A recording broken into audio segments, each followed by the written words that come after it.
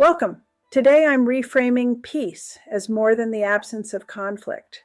Peace is an emotional state, lived in the body, shaped in relationships, reinforced or disrupted by culture, addressed in clinical care, and increasingly influenced by technology. In this presentation, I'll offer a framework for understanding how peace is formed, what blocks it, and what helps people access it, especially in trauma-informed contexts.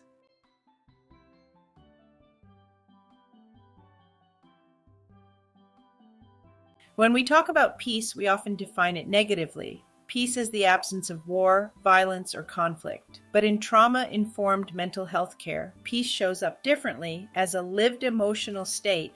It's something people feel in their bodies, in relationships, and in the atmosphere of the communities they inhabit. That's why I treat peace as an emotion, because peace is not only a political outcome, it is an effective reality that can be strengthened, disrupted, and restored. First, peace functions as a collective emotion. Societies carry emotional climates, shared patterns of fear, trust, hope, or resentment that shape human security and what feels possible in public life. In climates of threat, even good policies struggle to take root. In climates of trust, cooperation becomes more plausible. Second, peace involves relational repair. People do not regulate emotions in isolation. Peace becomes accessible when relationships provide safety, dignity, and belonging, especially after rupture. Without repair and trust, the nervous system remains guarded, and peace becomes something we might endorse cognitively but can't inhabit emotionally. Third, peace is supported by embodied regulation. Trauma teaches the body to anticipate danger, so cultivating peace requires practices that shift physiology, mindfulness, compassion, grounding, and somatic approaches that restore felt safety and widen capacity for emotional steadiness. Finally, peace matters in applied settings, schools, clinics, peace building, and technology. These environments can either reduce threat and support regulation, or amplify stress and dysregulation. Peace is shaped by systems, by how we teach, treat, design, and govern. And this is especially clear in contexts of traumatic conflict, where healing requires both personal and collective work. So treating peace as an emotion helps us study it, measure it, and cultivate it across bodies, relationships, institutions, and meaning systems. Here is my multidimensional model of peace. The core idea is simple. Peace emerges when multiple systems support safety, meaning, and regulation, not just inside a person, but between people and across the wider social environment. On the left, peace is shown across three interlocking levels. First is the intrapersonal level, inner peace. This includes physiological settling and felt safety, emotional equanimity, cognitive harmony, and for many people, spiritual or existential groundedness. In trauma-informed work, this is where we often begin because when the body is braced or flooded, peace isn't accessible, even if a person wants it. Second is the interpersonal level, relational peace. Here, peace is shaped through co-regulation, relational safety and attachment, the capacity for repair and forgiveness, and practical skills for navigating conflict. Peace is not only something we achieve alone, it is often co-created through trust, dignity, and belonging. Third is the collective level, public peace. Communities and institutions carry an emotional climate, shared patterns of trust, fear, hope, or cynicism that influence whether peaceful coexistence feels possible. Peace also requires narratives of reconciliation, cultures of peace in norms and institutions, and an explicit commitment to justice-sensitive practices. On the right are reinforcing dimensions, the mechanisms that strengthen peace across these levels. Embodied regulation practices like mindfulness, movement, and compassion help shift the nervous system. Relational repair strengthens belonging and reduces threat. Cultural patterns and norms determine what emotions are supported or stigmatized. Skills like emotional intelligence and conflict competence help people stay engaged rather than escalate or withdraw. Clinical peace involves acceptance, meaning making, and spiritual support, and increasingly, technology shapes emotional life through platforms, feedback systems, and AI mediated interactions. So, peace is now partly influenced by our digital environments. So, the takeaway is this: peace isn't one skill or one feeling. It's a coordinated outcome, a multi-system state that becomes sustainable when inner regulation, relational repair, and collective climate reinforce one another. Peace isn't only something an individual has inside their own mind, it's something a community creates together through shared emotional patterns. That's what I mean by emotional climate and cultures of peace, the felt atmosphere in a family, a workplace, a church, a neighborhood, or a society that quietly teaches people what is safe, what is risky, and what is even possible. First, emotional climate is the shared feeling tone that shapes daily life. It's the background music of a community, sometimes hopeful and trusting, sometimes tense and cynical. When fear is amplified, people narrow down, become suspicious, and start expecting harm. When trust and hope are amplified, people take healthier relational risks. They collaborate, repair, and stay engaged. Emotional climate is powerful because it doesn't just reflect what's happening, it actively steers behavior and expectation.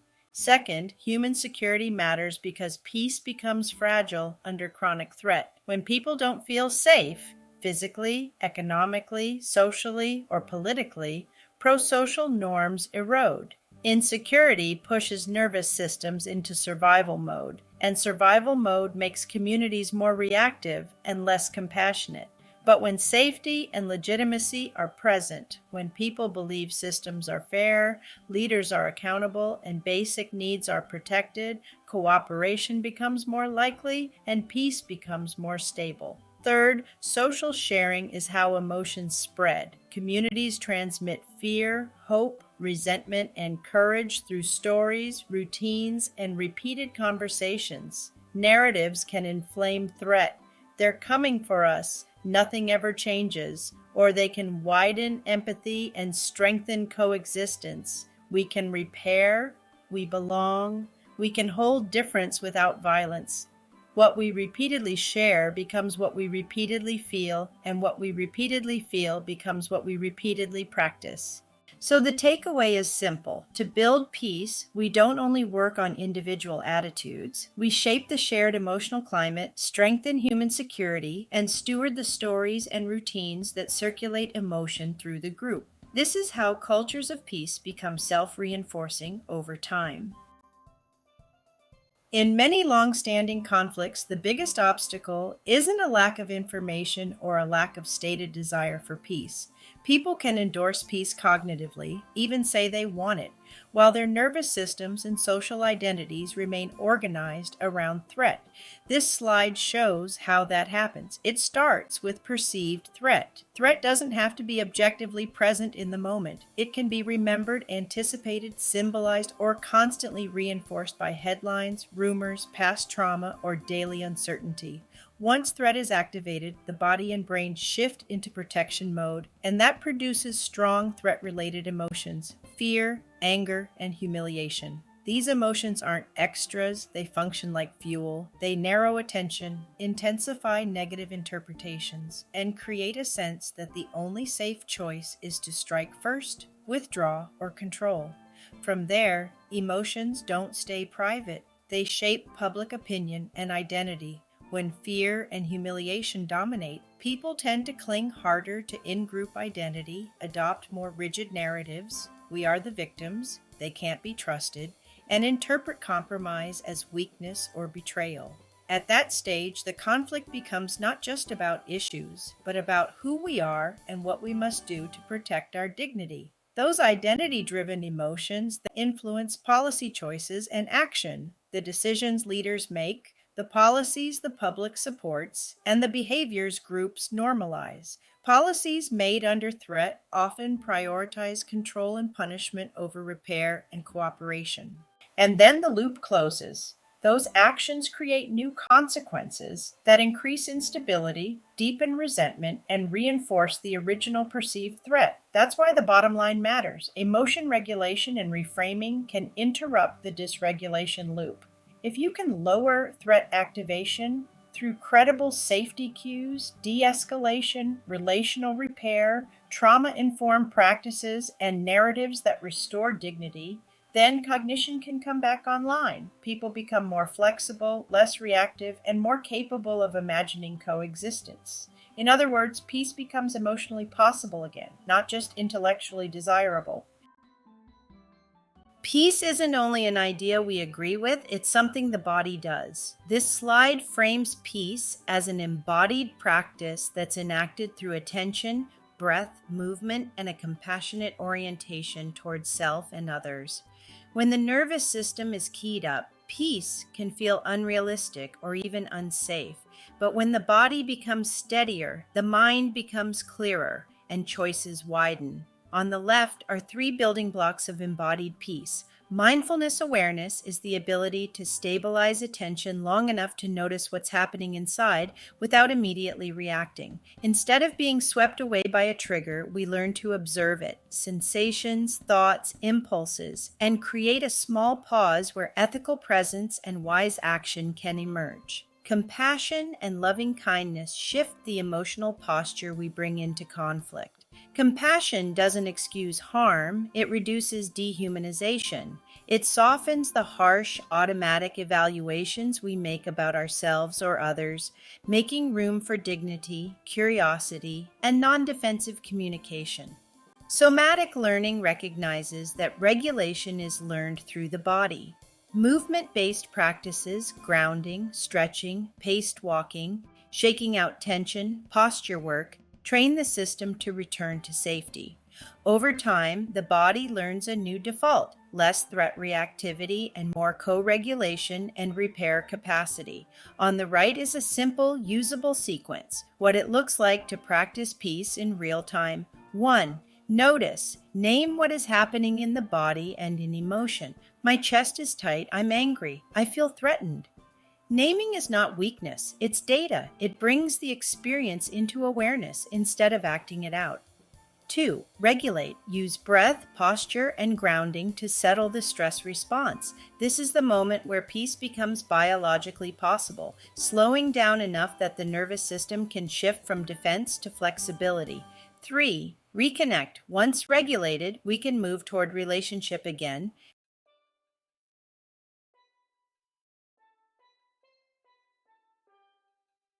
Here, I highlight a hopeful claim. Peace isn't only a political ideal or a personality trait, peace can be taught. The research increasingly treats peace as a set of learnable emotional and interpersonal skills rooted in emotional intelligence, EI, the capacity to notice emotions, understand them, regulate them, and respond in ways that protect relationship and community. On the left, the literature emphasizes that EI is a foundation for peace leadership. When leaders, teachers, parents, pastors, administrators, community facilitators can manage their own reactivity, they model steadiness under pressure. That steadiness reduces emotional contagion, lowers threat, and makes cooperation more likely. In other words, emotionally intelligent leadership changes what a group believes is possible. Dialogue, repair, and shared problem solving become realistic options. Next, the slide points to evidence that structured initiatives can reduce threat and improve cooperation. Programs don't have to be abstract peace talks. They can be practical skill building, identifying triggers, practicing de-escalation, learning respectful disagreement, strengthening empathy, and building routines of repair after conflict. When people have shared tools and shared language, conflict becomes less personal and more manageable. The slide also notes that targeted programs like peer leadership models, in other words, a peace ambassador approach, can directly address aggression. These programs often work by giving students or community members a role in shaping norms. In this space, we cool down before we blow up. We name harm, we repair. When pro-social behavior becomes culturally rewarded, aggression loses some of its power and social payoff. The emphasis here is that peace is not one size fits all. People differ in temperament, learn coping styles, and the way their brains and bodies process emotion, and those differences shape how easily peace can be accessed, practiced, and sustained. On the left, personality and peace attitudes matter. Some traits like agreeableness, openness, conscientiousness, humility, and emotional stability can support peaceful orientations such as patience, cooperation, and willingness to repair. But the slide makes a key point. Context still shapes expression. Even a naturally calm person can become reactive in chronic threat, scarcity, injustice, or relational insecurity. So personality may tilt the odds, but it doesn't override environment, stress load, and lived experience. In the center, the focus shifts to cognitive emotional networks, the idea that thinking and feeling are not separate systems. Our appraisals. What does this mean? Am I safe? Is this fair? And our emotions co-create each other in real time. When these networks are regulated, people tend to show coherence, clearer thinking, less catastrophic interpretation, more flexible problem solving, and greater capacity for empathy and moral reasoning. When dysregulated, cognition narrows, threat appraisals dominate, and peace becomes harder to access, even if someone wants peace. On the right, the slide highlights access to internal states, especially interoception, the ability to notice what's happening inside the body, tight chest, shallow breath, heat in the face, stomach drop, buzzing energy. Interoception is like an early warning system. If you can detect activation early, you can shift it early. But when access is diminished through trauma, dissociation, chronic stress, or numbing, people often struggle to regulate because they don't feel the escalation until it's already intense. In that sense, peace can be blocked not by bad character, but by reduced internal signal clarity. Overall, the message is compassionate and practical. Peace depends on both traits and mechanisms. Some people start with more natural access to calm. Others have to build it intentionally. And because cognition, emotion, and body signals are intertwined, effective peace building includes not only values and attitudes, but also regulation skills, emotional awareness, and body-based practices that restore access to inner cues. Trauma changes the way peace is felt and lived, not just the way peace is talked about. When people and communities have been harmed by violence, betrayal, instability, or chronic threat, our nervous systems adapt.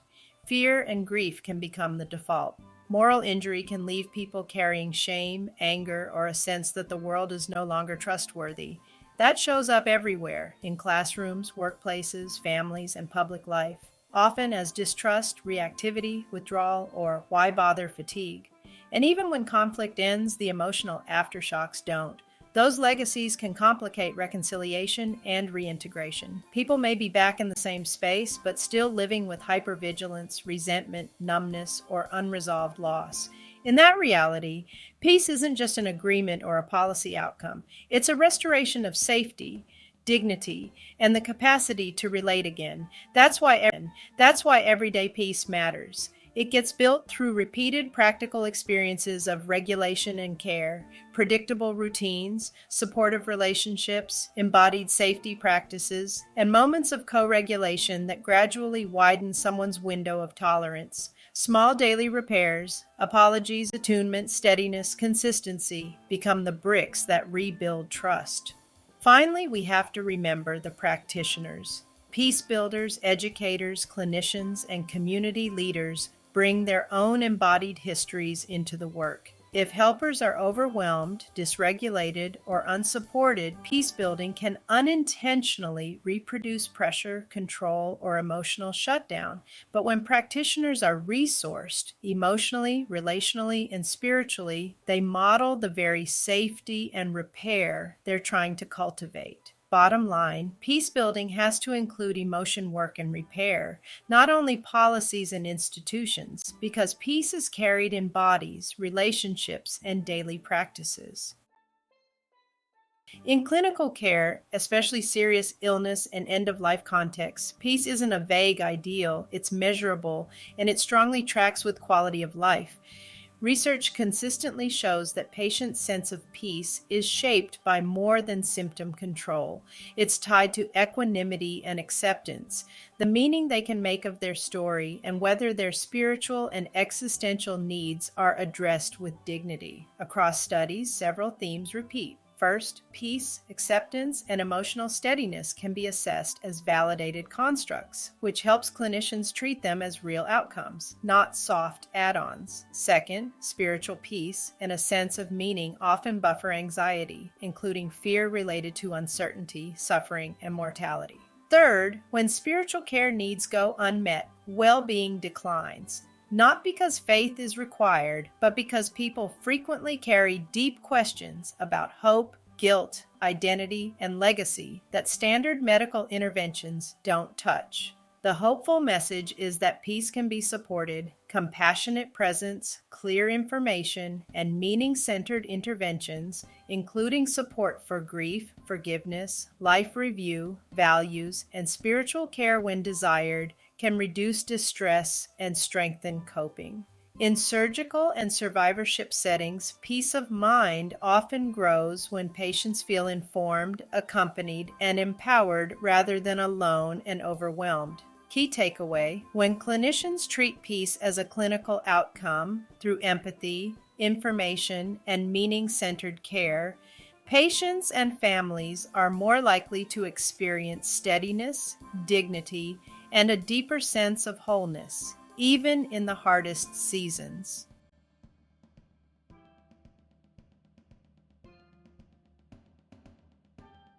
This slide highlights a tension we all live with. Technology can expand connection and support, but it can also intensify emotional load, threat, and reactivity. Platforms don't just deliver information, they shape how we relate, how safe we feel, and how quickly our nervous systems get pulled into urgency, comparison, or conflict. First, techno-emotional mediation points to the way digital tools become the middle layer of modern relationships. Texting, DMs, video calls, and social feeds can help people offer care across distance. Quick reassurance, shared photos, I'm thinking of you, a lifeline when someone is alone. But those same channels can also distort connection. Tone gets misread, response delays trigger anxiety, and constant availability creates pressure. In other words, technology doesn't just carry emotions, it structures attachment, reassurance, and conflict. Second, AI feedback loops describe how design can either reduce threat or amplify it. When technology is built to support clarity, predictable settings, supportive prompts, constructive coaching,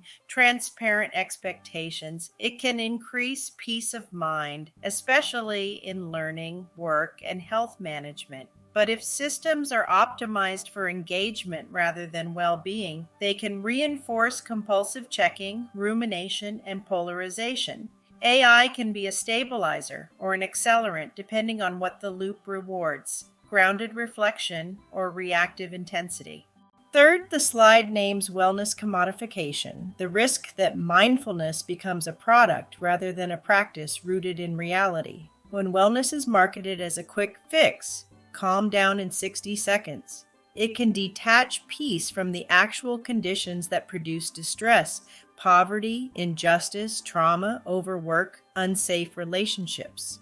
In that form, mindfulness can become a way to adapt to harm rather than address it. The deeper point here is that real peace includes both inner regulation and attention to the relational and social conditions people are living in. So the takeaway is not technology is bad. It's that platforms are emotional environments. They can cultivate connection, learning, and reassurance, or they can heighten threat and fragmentation. Peace in modern life requires intentional design and intentional use, tools that support regulation, truthfulness, and humane pacing rather than constant stimulation and emotional overload. This slide is the so what of the whole model. If peace is shaped by emotion, safety, and social systems, then building peace is not one profession's job. It becomes a shared design task across sectors: education, healthcare, community peace work, and technology. For educators, the goal is to teach peace as learnable skill. That means helping students build emotional intelligence, naming feelings, regulating arousal, repairing after conflict, practicing perspective taking, and not treating those abilities as extra. Just as important is the environment. Classrooms and schools can become peace spaces when routines are predictable, discipline is fair, and belonging is protected. A supportive emotional climate reduces threat and makes learning and cooperation possible. For clinicians, peace work includes more than symptom reduction. It means addressing the emotional and existential layers that keep people stuck in survival. Fear, grief, shame, moral injury, and the loss of meaning that often accompanies trauma and chronic stress. Clinicians can also support spiritual care, helping clients reconnect to values, purpose, faith, and identity, because meaning is often what stabilizes a nervous system when circumstances don't change overnight. For peace builders, the slide emphasizes that political agreements and dialogue are not enough if people remain dysregulated, traumatized, or humiliated. Sustainable peace requires integrating emotion work and trauma-informed practice, building spaces for truth-telling, collective mourning, mutual recognition, and everyday co-regulation. Peace becomes durable when communities have habits of repair, when tensions can be named, held, and transformed without escalating into threat cycles.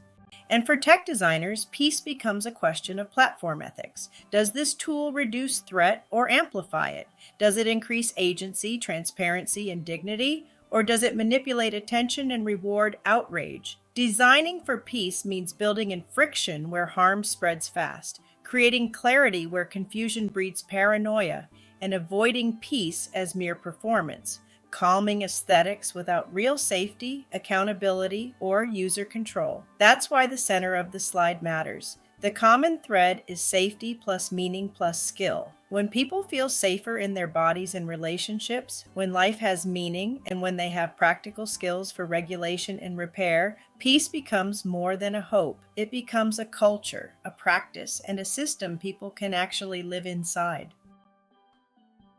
As we close, I want to return to the simplest claim of this whole presentation. Peace is not a slogan or a personality trait. Peace is a practice, a relationship, and a culture. It is embodied in the nervous system, shaped in families and communities, strengthened through clinical repair, and increasingly influenced by the technologies we live inside every day. That's why the path forward isn't just think more positive or be more tolerant. The path forward is building conditions that make peace possible, safety that calms threat, meaning that anchors hope, and skills that strengthen regulation, empathy, and repair. If you take one thing with you, let it be this. Peace can be learned, designed, and protected in classrooms, clinics, homes, institutions, and digital spaces. And when we build it together, embodied, relational, cultural, clinical, and technological, we don't just reduce conflict. We create environments where people can breathe again, connect again, and live with dignity. Thank you for being part of this conversation. If you'd like to connect, collaborate, or explore resources from the Center for Trauma and Resilience Research, you can use the QR code or reach out through the contact information on this slide.